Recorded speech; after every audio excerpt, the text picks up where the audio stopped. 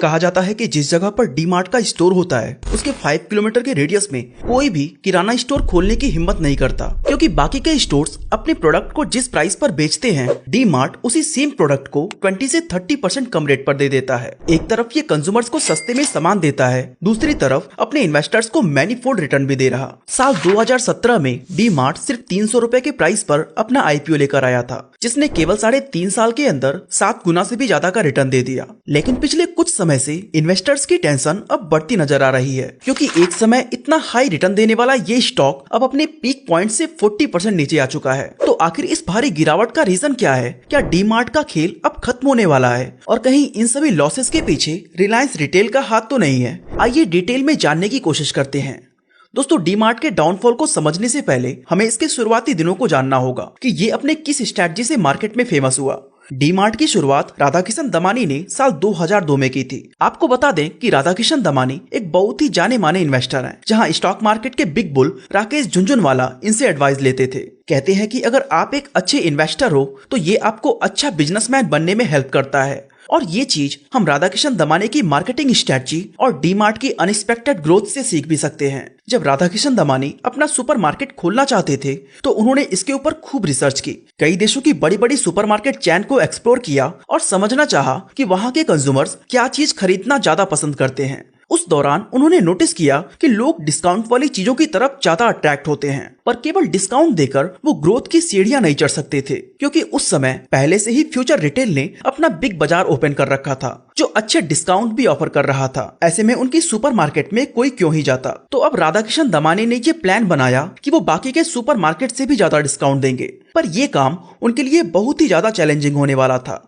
तो इन चैलेंजेस को मात देने के लिए राधाकिशन दमानी ने कुछ स्ट्रेटजीज बनाई जिससे डी मार्ट आज यहाँ तक पहुँच पाया। आइए जानने की कोशिश करते हैं कि वो स्ट्रेटजीज थी क्या। डी मार्ट की सबसे पहली स्ट्रेटजी थी कि वो किराए का स्टोर ना लेके खुद की जगह खरीदेंगे। इससे उनकी रेंटल कॉस्ट बचने लगी और उनकी जेब में ज्यादा प्रॉफिट जाने लगा। आज की बात करें तो डी मार्ट के 80% स्टोर्स इनके खुद के हैं एंड इन्हें सिर्फ 20% स्टोर्स का ही रेंट देना पड़ता है। लेकिन इसमें सबसे बड़ी प्रॉब्लम ये है कि इसमें एक ही बार में ज्यादा फंड को इन्वेस्ट करना पड़ता है। अगर डी मार्ट को एक स्टोर से प्रॉफिट कमाकर अपना दूसरा स्टोर ओपन करना हो तो उसे उस वक्त तक वेट करना पड़ेगा जब तक कि सफिशिएंट अमाउंट कलेक्ट ना हो जाए। लेकिन ये चैलेंज भी डी मार्ट के लिए सिर्फ शुरुआती दिनों तक ही था, क्योंकि जैसे जैसे इनके स्टोर्स के नंबर बढ़ते गए वैसे वैसे इनके प्रॉफिट भी बढ़ते चले गए। फॉर एग्जांपल, पहले जहां वो एक स्टोर के प्रॉफिट को कलेक्ट करके एक दूसरा स्टोर ओपन करने में 3 साल का समय लगाते थे, तो अब जब इनके पास 3 स्टोर हो गए तो सबका प्रॉफिट मिलाकर वो 1 साल में एक स्टोर ओपन करने लगे।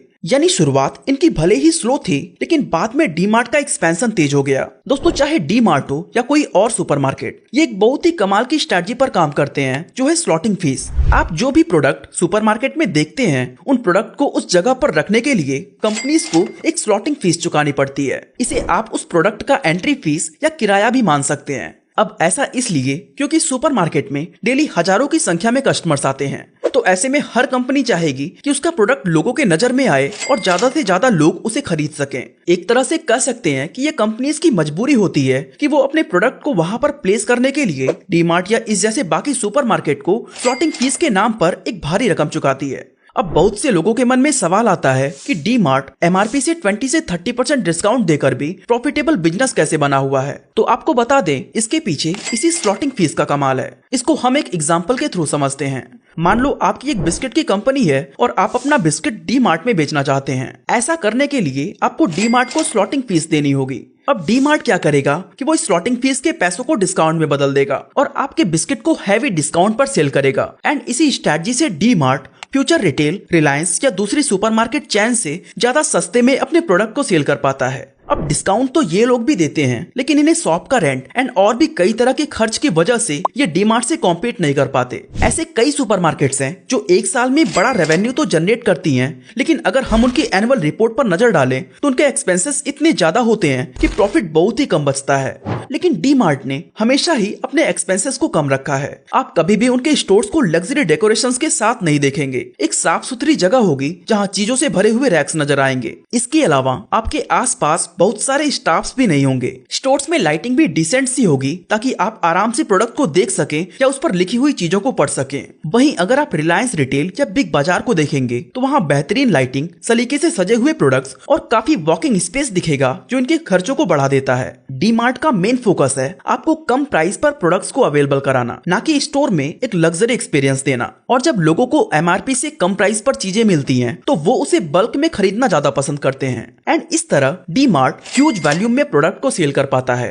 अब एक तरफ ऑपरेशनल कॉस्ट काफी कम हो गया, ऊपर से ज्यादा क्वांटिटी में प्रोडक्ट सेल हो रहा, जो डी मार्ट के लिए अपने कॉम्पिटिटर्स से ऊपर रहने और उनसे ज्यादा प्रॉफिट कमाने का हमेशा ही एक बड़ा रीजन रहा है। अगर हम फाइनेंशियल ईयर 2014-15 की रिपोर्ट देखें तो डी मार्ट के सबसे बड़े कॉम्पिटिटर फ्यूचर रिटेल ने जहां 153 करोड़ रुपए का प्रॉफिट कमाया, वहीं रिलायंस रिटेल ने 159 करोड़ रुपए का। लेकिन उसी दौरान डी मार्ट का प्रॉफिट था 211 करोड़ रुपए। लेकिन दोस्तों पिछले 1-1.5 साल से डी मार्ट की हालत अब बिगड़ती नजर आ रही है, क्योंकि अक्टूबर 2021 में जहां इसका शेयर प्राइस 5,900 रुपए था, अब वो गिर के 3900 रुपए पर आ गया है। लेकिन हमेशा से एक अच्छा रिटर्न देने वाली इस प्रॉफिटेबल कंपनी के साथ आखिर ऐसा क्या हुआ कि इसका शेयर प्राइस इतनी तेजी से नीचे आ रहा है? आइए इसके पीछे के असली वजह को समझते हैं। दोस्तों डी मार्ट का सबसे बड़ा कॉम्पिटिटर था फ्यूचर रिटेल, जिसकी शुरुआत 2002 में हुई थी और डायरेक्टली या इनडायरेक्टली तब यही दोनों आपस में एक दूसरे को कॉम्पीट कर रहे थे। लेकिन 2006 में रिलायंस रिटेल की शुरुआत होती है एंड तब से डी मार्ट का कंपटीशन और भी ज्यादा हाई हो गया। लेकिन तब इसका असर कभी भी इसकी सेल्स या प्रॉफिट पर नहीं पड़ा,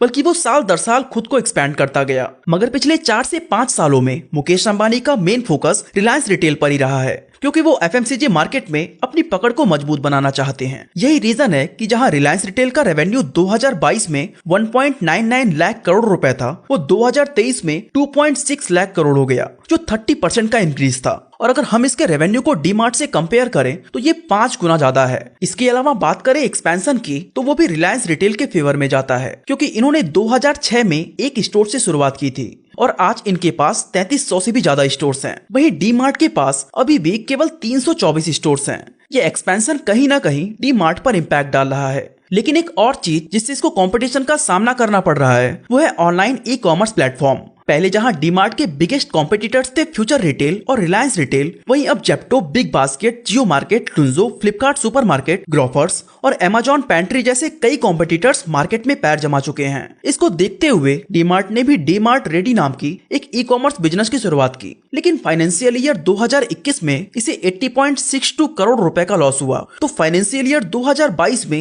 142 करोड़ रुपए का। और इन सब का असर कंपनी के शेयर प्राइस पर भी देखा जा सकता है। अब समझते हैं डी मार्ट के डाउनफॉल का दूसरा रीजन, जो है लोअर कंज्यूमर स्पेंडिंग। दोस्तों पिछले कुछ सालों में इन्फ्लेशन रेट बहुत ही तेजी से बढ़ा है। 2022 में इन्फ्लेशन रेट 6.67% था, वहीं 2021 में 5.51%। बढ़ते इन्फ्लेशन रेट का इम्पैक्ट ये पड़ता है कि इससे लोगों की परचेजिंग पावर कम हो जाती है। एग्जाम्पल के लिए मान लो अगर कोई 20,000 रुपए कमा रहा है और 8,000 ग्रोसरी पर खर्च कर रहा है, 5,000 मेडिसिन पर और 2 से 3,000 रुपए ट्रांसपोर्टेशन पर, तब भी उसके पास 4,000 रुपए एक्स्ट्रा बच जाते हैं, जिससे वो एडिशनल चीजें जैसे कि कपड़े, कर्टेन, डेकोरेटिव आइटम्स या कोई भी ऐसी चीज खरीद सकता है जिसकी उसे बहुत ज्यादा जरूरत ना हो। लेकिन जब महंगाई बढ़ जाती है तो ग्रोसरी पर 8,000 की जगह 10,000 और मेडिसिन पर 5 की जगह 8,000 खर्च होने लगते हैं। तो लोगों के पास इतने पैसे ही नहीं बचते कि वो एडिशनल चीजों को खरीदने के बारे में सोचे। एंड इस चीज का सीधा इम्पैक्ट पड़ा डी मार्ट पर। इसके जनरल मर्चेंडाइज और अपैरल सेगमेंट, जिसमें टॉयज, क्रॉकरी और गारमेंट्स जैसे प्रोडक्ट्स आते हैं, जिससे डी मार्ट लगभग 23% रेवेन्यू जनरेट करता था,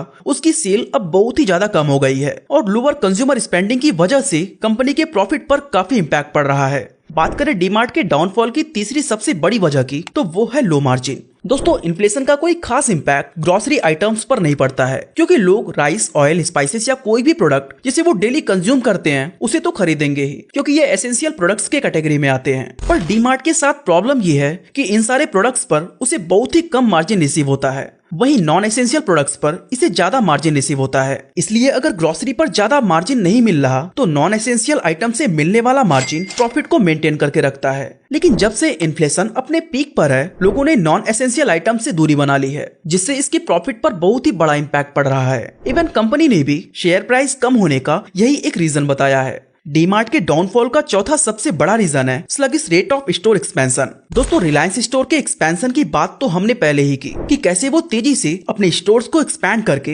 एफएमसीजी में लीडर बनने की कोशिश कर रहा है। उसी दौरान उसने देखा कि फ्यूचर रिटेल के पास 200 से भी ज्यादा स्टोर्स ऐसे हैं जिसका उसने लंबे समय से किराया नहीं दिया है। ऐसे में रिलायंस ने लैंडलॉर्ड से बात करके इन स्टोर्स में रिलायंस रिटेल का बोर्ड लगाकर वहां अपना खुद का स्टोर रन करने लगा, जिससे कम पैसे और कम समय में इसे 200 नए स्टोर्स मिल गए। इस रैपिड एक्सपेंशन को देखकर डीमार्ट को भी लगा कि उसे अगर कंपटीशन में आगे निकलना है तो अपने स्टोर्स को ज्यादा से ज्यादा शहरों में ओपन करना होगा। इसी वजह से पिछले साल डीमार्ट ने अराउंड 50 नए स्टोर्स ओपन किए थे, लेकिन 2023 में अभी तक डीमार्ट ने केवल 22 स्टोर्स ही ओपन किए हैं। यानी कि लास्ट ईयर वाले ग्रोथ को मैच करने के लिए कंपनी को अभी भी 28 स्टोर्स ऐड करने होंगे। लेकिन जिस तरह हर क्वार्टर में इनके नए स्टोर्स की संख्या डिक्लाइन होती जा रही है, उसको देखकर ये नहीं लगता कि कंपनी इस गोल को अचीव कर पाएगी। खैर, हमारे लिए ये जानना भी जरूरी है कि आखिर इन स्टोर्स का एक्सपेंशन इतना स्लो क्यों हो गया है। तो इसका सबसे पहला रीजन है फंड की कमी और दूसरा रीजन है रियल एस्टेट के बढ़ते प्राइस। जैसा कि हमने डिस्कस किया था कि डीमार्ट अपना स्टोर खुद की प्रॉपर्टी पर ओपन करता है। ऐसे में मैनेजमेंट का कहना है कि रियल एस्टेट के बढ़ते प्राइस की वजह से वो तेजी से अपने स्टोर्स को एक्सपैंड नहीं कर पा रहे।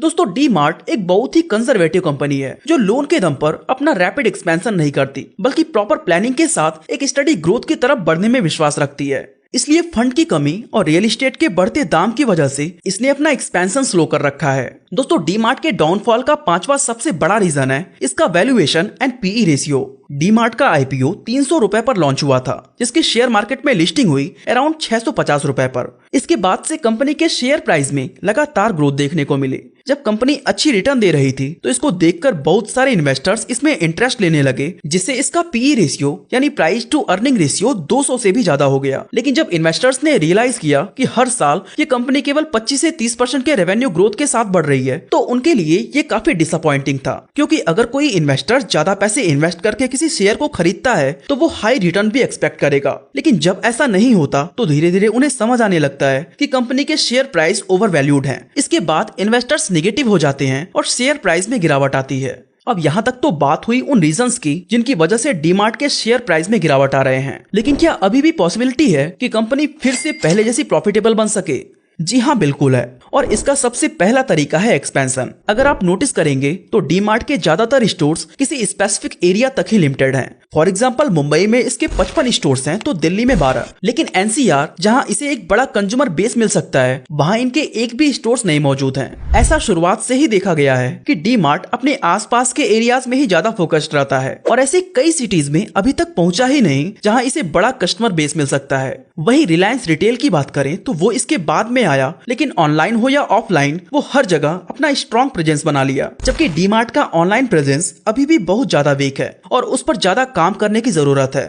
दोस्तों, रिलायंस की बिजनेस स्ट्रेटजी मैक्सिमम टाइम यही रहती है कि वो भारी डिस्काउंट देकर एक बड़ा कंज्यूमर बेस बनाता है और जब वो इसमें कामयाब हो जाता है तो प्राइस को इंक्रीज कर देता है। जबकि डीमार्ट के साथ ऐसा नहीं है, इनके प्राइस अभी तक वैसे ही हैं जैसे पहले थे। इसलिए आगे चलकर हो सकता है कि डीमार्ट फिर से पटरी पर आ जाए। इसके अलावा जेप्टो, ग्रोफर्स और जोमेटो भी पहले से ही लॉस में हैं। ऐसे में ये कंपनीज ज्यादा समय तक डिस्काउंट अफोर्ड नहीं कर सकती और ये डीमार्ट के लिए एक प्लस पॉइंट हो सकता है। वैसे दोस्तों, आपको क्या लगता है, क्या डीमार्ट पहले जैसे कमबैक कर पाएगा या नहीं? अपना ओपिनियन हमें कमेंट करके जरूर बताएं। इसी तरह अगर आप जानना चाहते हैं कि एप्पल कंपनी कैसे दुनिया को बेवकूफ बनाती है तो आई बटन पे क्लिक करके वीडियो को देख सकते हैं। बाकी आज के लिए बस इतना ही।